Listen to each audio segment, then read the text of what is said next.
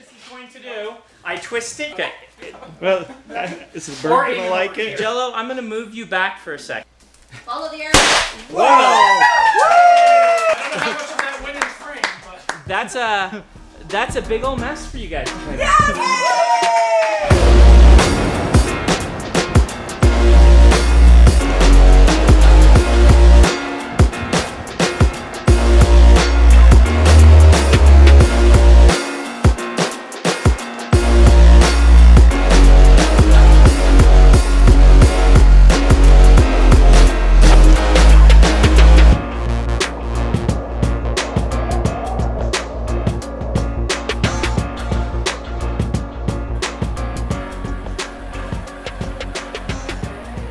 According to the Voran religious institutions on Roshar, the Heralds long ago ascended to the Tranquilina Halls to continue the fight against Voidbringers and pave the way for humanity's return therein.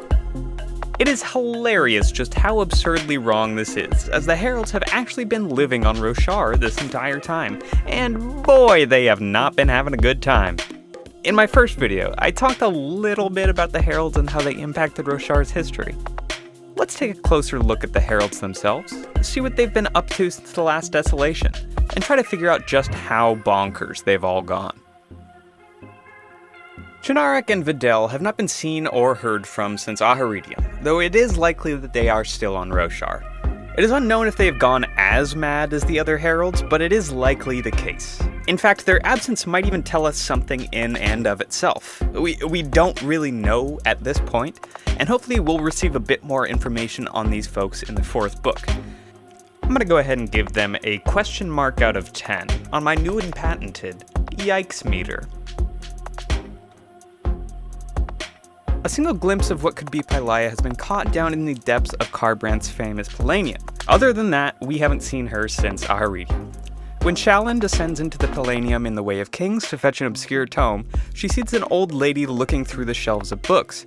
I've searched around for some Brandonian confirmation that this was Polly, but have not been able to dig up any concrete evidence, so take the rest of my speculation with a grain of Thaylen sea salt. If this figure was her, lurking in an obscure, isolated corner of the world, it is hard to gauge her mental state. I think, however, we may assume her sanity is compromised. Why can we assume this? Well, the pattern we see in the other known Heralds, of course. Other Heralds have progressively grown away from the aspects others associate with them, either out of guilt or some sort of magical decay as a result of abandoning the Oath Pact. We know Pylea is often associated with knowledge and learning, especially in Voran cultures. Maybe she could have been a driving force in the Voran purge of information regarding the Heralds and Knights Radiant. Is she influencing Taravangian since she is in such close proximity to him? What other secrets does she hold? She's getting a 2 out of 10 on the Yikes meter.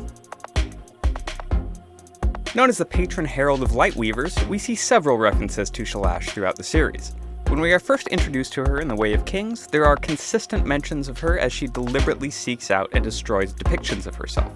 This becomes her sort of calling card. In fact, it is so well known that in order to lure Shalash to him in Oathbringer, Mraize brings a famous painting of her to his estate, knowing she is bound to track it down. When we finally get a Shalash point of view, we realize that she cannot psychologically resist this urge. If she doesn't actively avoid looking at rugs, paintings, and other art that could possibly contain representations of the Heralds, she will completely lose focus and retask herself with their destruction. Some fans have speculated that she will end up bonding with an Ashbrand and join the Order of Dustbringers. While at first glance this may seem ridiculous, this theory holds quite a bit of merit. Brandon has actually confirmed that she will have a book focused on her in the back half. You see, each book so far has had one character associated with it, each corresponding to a different Radiant order. Words of Radiance already gave us our book about a Lightweaver, and with Shalash having been confirmed as a character for a future book, something drastic is likely to occur that leads her down a different fate-filled path. Given her penchant for destruction, it would make sense that she would be the representative of the Dustbringers that we meet. We'll take a closer look at this in a future video. I'm gonna give her a 7 out of 10 on the Yikes meter, at least for now. Batar is the patron of the Order of Elseschallers, and is also associated with wisdom in the Voran cultures. Not much has been confirmed about her current whereabouts, but King Taravangian himself has speculated to Dalinar that an Ardent under his employ could possibly be the Herald Batar. Brandon himself has refused to confirm or deny this, though it would appear to be at least plausible. We know that an Ardent managed to figure out how Taravangian was using the death rattles. This would be near impossible without a working knowledge of both the Unmade and ancient history, both of which were more or less erased during the reign of the hierarchy. If this really is her, what is she doing hanging around the diagram? This could mean many different things, but if she is going mad like the rest of the Heralds, this could mean bad news for the people of Kharbranth, or even Roshar as a whole. She's getting a 5 out of 10 on the yikes meter, because hanging around the diagram in and of itself pretty much guarantees that you are insane. That's not an actual thing from the books, but let's be honest, everyone that hangs around the diagram is absolutely freaking nuts. Khalaq, or Patron of the Will Shapers, has also been seen around Roshar. He was almost certainly present during the night of King Gavilar's assassination, and appears to have been accompanying the Herald Elle. We don't know exactly what he was doing there, or even if he possibly knew of the impending assassination. He has not been seen, at least by the readers, since this night, and his current whereabouts are unknown. 3 out of 10 yikes. Talon Elle is, in many ways, the odd one out in our grouping of heralds. Most notable for not abandoning the Oath Pact, Talon Elle has spent the last 4,500 years in literal torture on Braze. When we finally catch up with him again, we see him burst through the gates of Kholinar announcing the coming desolation. Very few people recognize him for what he actually is, and he goes mostly ignored in a madhouse somewhere on the Shattered Plains. He rarely stops repeating the same few lines about a coming desolation and how to prepare for it. He eventually finds his way to the camps outside of Thaylen Field, where Shalash finds him. She can't stop apologizing about how they left him to fend for himself, but he actually sees this as a gift to Roshar. He has given them 4,500 years to grow and develop new technologies between desolations, something that has never been afforded before. Before we leave town, we should talk about the possibility of him becoming a Radiant. He's in a very similar boat to Shalash, with his point of view being confirmed as one of the back 5. Unlike Shalash, however, it seems most likely that he will bond a spren of the order he is the patron of. He does kind of seem lucid sometimes. I'm gonna give him a 4 out of 10. Ishar, once known as the Binder of Gods and the patron of the Order of Bondsmiths, has gone completely off his rocker. While he once was known for his leadership and scholarly abilities, he has been up to some pretty sketchy stuff since the Oath Pact was abandoned. He's completely taken over the country of Shikar, claiming himself to be their god king.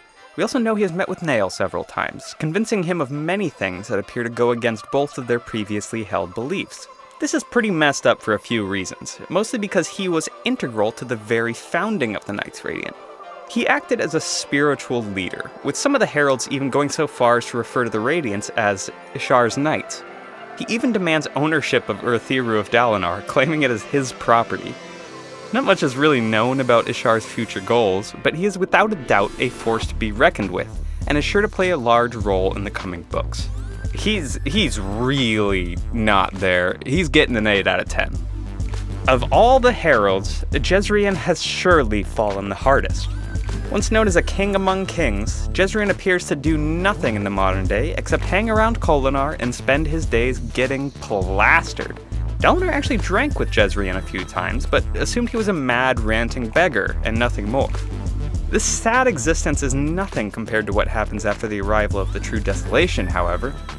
Once Kholinar has been captured by Odium's forces, Jezreel suffers his final fate at the hands of Moash. He dies. And I'm not saying he returns to Braze for another cycle. I'm saying he's gone. We experience this from Shalash's point of view, where she feels a terrible ripping sensation and then seems to be intrinsically aware that Jezreel, King of Kings, has suffered his ultimate fate.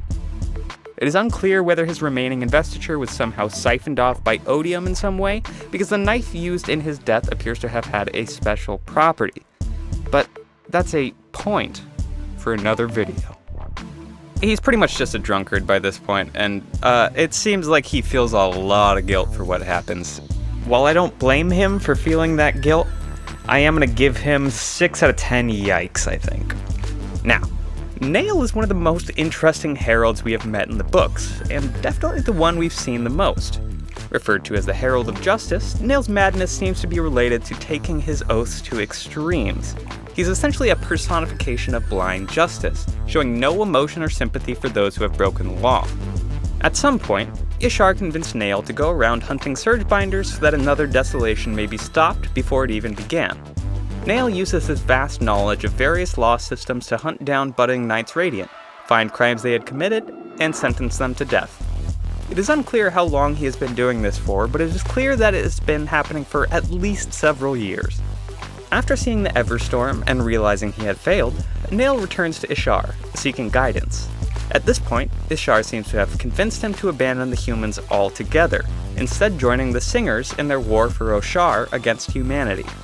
Even in this, though, he is unfeeling, as he promises to continue teaching Zeth the ways of Skybreakers even after he swears to follow Dalinar instead of Nail himself.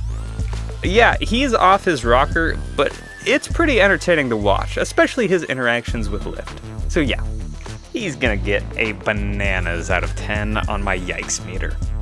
So, what does this all add up to? This information clearly leaves us with more questions than answers, but there are a few hints as to where the Heralds might be heading in the coming books. The first and most obvious takeaway is that the Heralds are all slowly going mad. It is unclear if this happened because of the approaching desolation, Honor's death, or some other reason. But it is absolutely happening, and we should keep a close eye on how each Herald is being affected in the future. I think it's a possibility that Shalash and Talon's madness might be healed, at least to some extent, as a result of their possible bonds, but this video has already gone on far too long, so we'll look at that in a future video. The next conclusion that we can draw is that the Heralds should be terrified for their own lives. It is clear that whatever happened with Jezreel is not normal, and it is strongly implied that Odium is trying to do the same to the remaining Heralds. But we'll just have to wait for the coming books to see how their fate plays out. Okay, that about wraps up my heraldic overview. I'd like to take an opportunity to thank each and every one of you out there for supporting this channel. You guys are awesome. I couldn't do it without you. And I'd like to remind you, if you have any ideas for videos or just fun stuff I could do, throw them my way. We'll see what happens. I'm a big fan of community involvement and hope to hear from you guys soon. Storms, I've had fun explaining this all to you, and hopefully you've had even half that fun watching the video. I'd kindly remind you to like, subscribe, and follow me on Twitter for some quality creme posting as well as general updates. Have a fantastic day, folks.